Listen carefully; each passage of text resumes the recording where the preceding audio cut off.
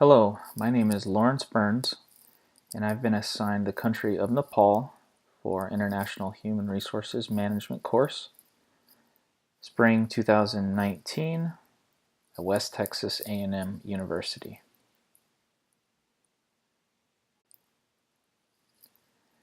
As you can see from this map, Nepal is a landlocked country between India to the south and China to the north. It is also close neighbors of Bhutan and Bangladesh to the east and southeast. Its borders contain the southern part of the Himalayan mountains. It has a population of about 26.5 million people. The capital of Nepal is Kathmandu. The official language of Nepal is Nepali. The predominant religion is Hinduism. As you can see, Nepal has a unique flag. In fact, it is the only non-quadrilateral national flag in the world, which I found to be quite fascinating. The moon on the flag symbolizes the calmness of Nepalese people, while the sun represents fierceness. Nepal's national color is crimson. Nepal contains some of the world's most beautiful natural geography, from waterfalls to mountain ranges. It is no wonder that Nepal is a popular tourist destination for mountaineers, adventure seekers, and nature enthusiasts. Interestingly, the geography of Nepal actually varies greatly. When you think of Nepal, it is likely that you think of mountains. After all, its boundaries include 8 of the world's 10 tallest mountains, including Mount Everest. However, Nepal also has plains and forests. Nepal has 5 seasons throughout the year. In addition to the 4 typical seasons, they also experience monsoon season. Because it was formed by occupying small kingdoms, Nepal is home to people from many different ethnic backgrounds. The Nepalese people consider their nationality based on citizenship and allegiance as opposed to ethnicity. 81% of the population practice Hinduism. 9% are Buddhists. Minority religions include Muslim, folk, and Christian. Although the national language is Nepali, many people in government and business speak Maithili. In 2011, the literacy rate was 65.9%, which was a nearly 12% increase from 10 years prior. Folklore, which is basically stories passed by word of mouth from generation to generation, is a large part of Nepalese culture. Many of these tales are enacted through music and dance. Nepal celebrates the most public holidays in the world at 36 per year. Many are celebrated through dance, in traditional dress, and festivals. As in most countries, association football, or soccer as we call it in the United States, is a main source of entertainment, as well as cricket.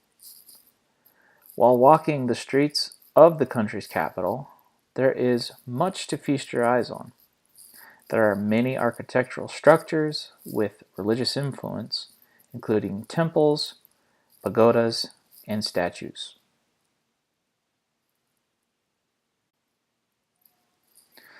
Nepal has a complex history of its own political system teetering between monarchy, communism, and democracy. Until 1990, there was a king with executive control of the government. When challenged with a communist movement, King Birendra implemented a parliament, still leaving the king as head of state. All citizens 18 and up were able to vote. However, this system proved to be very unstable and remained unstable for many years. There was major reform in 2007 as the monarchy was finally dissolved. The king was given 15 days to leave the palace in Kathmandu. A new constitution was established in 2015 with 3 branches of government. Nepal currently has its first female head of state, Bidya Devi Bhandari. As of April 2018, Nepal is divided into 7 provinces.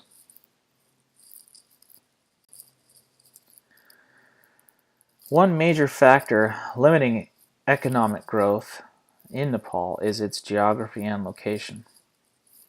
75% of the country is covered by mountains. One way Nepal is striving to use its natural resources is through the development and use of hydroelectric power around 4 major rivers. These include 2 projects with India and a 60,000 kilowatt hydroelectric project funded by World Bank, Kuwait, and Japan in 1982. The range in ecosystems is a cause for slow economic growth in Nepal. It also causes it to be one of the least developed nations in the world, despite being located between 2 powerful and advanced countries, India and China. Nepal has always strived to keep its independence as a nation. Several countries, including the United States, China, and the United Kingdom, have given aid to Nepal. Nepal remains dependent on foreign imports for basic materials. Half of Nepal's export earning come from agriculture. These exports include rice, jute, timber, and textiles. However, lack of advancements has created some agricultural problems, resulting in lower yield. Poaching is another problem in Nepal, despite government restrictions. The Rapti Valley is one of the last homes for the great Indian rhinoceros. Representing a small portion of Nepal's economy is tourism. I believe there is major potential there for growth and development. The instability of Nepal's political system has also made economic growth difficult. This, along with recent natural disasters, such as earthquakes and avalanches, have left the country with fairly hostile circumstances. Trade is done mostly with India, China, and the United States. However, this has its limitations, such as the level of difficulty to travel through Nepal. Because of the undeveloped nature of the country, much of the travel is still unfinished footpaths. They are currently working on building new roads with backing from India, China, the United Kingdom, and the United States. Nepal has recently made it easier to register a business in a 7-step process. It still typically takes 17 days because of unclear procedures. By introducing an online process, they have also made it easier to obtain construction permits. However, foreign trade remains difficult as they require special vehicle permits, which can increase time and cost for businesses. Doing business with small, undeveloped nations can provide challenges based on their legal system still being underdeveloped. It can take 910 days for a court to settle a commercial dispute. This can pose a problem for international businesses in regards to upholding agreements and contracts. One of the largest obstacles in regards to human resources in Nepal is the overall lack of understanding of its importance. They do not include human resources in their business strategies. Instead, it is used only in the basic way as a support. Another major human resource dilemma facing Nepal would be hiring qualified employees who are committed to staying with the company long term. Political unrest and an inadequate education drives people to seek employment opportunities abroad. Those who are hired are often underqualified. Nepal has an increasing number of industrial unions. These unions have done great things for workers, such as increased quality of work conditions. However, this can sometimes pose problems for employers by creating an atmosphere of complacency. This can make it difficult to motivate employees to take on more responsibility and advance within the company.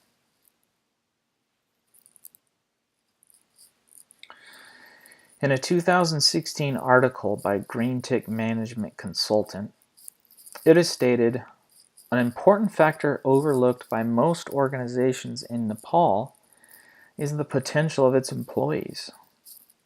Many organizations recruit and retain employees for specific skills and grind them for years at the same task, never thinking about what more the employee might be able to offer. This is the result of not taking proper efforts to know your employees and train them accordingly. In Nepal, it is predominantly only banking institutions, apart from a few others, that seem to offer training programs to grow their employees into more than what they were acquired for. Also, growth and motivation go hand in hand, and an employee who finds himself growing is often motivated and more likely to stick with the company, thereby solving the problem of retention too. I tend to agree with this quote, and I believe that despite the many challenges to doing business in Nepal, it is a country with unrealized potential. There has been much political turmoil over the last 50 years, but it seems to be making strides in the right direction. If a company can teach the people of Nepal new ideas about business while understanding and embracing their culture, I do believe Nepal could be a place where international businesses can thrive. Thank you.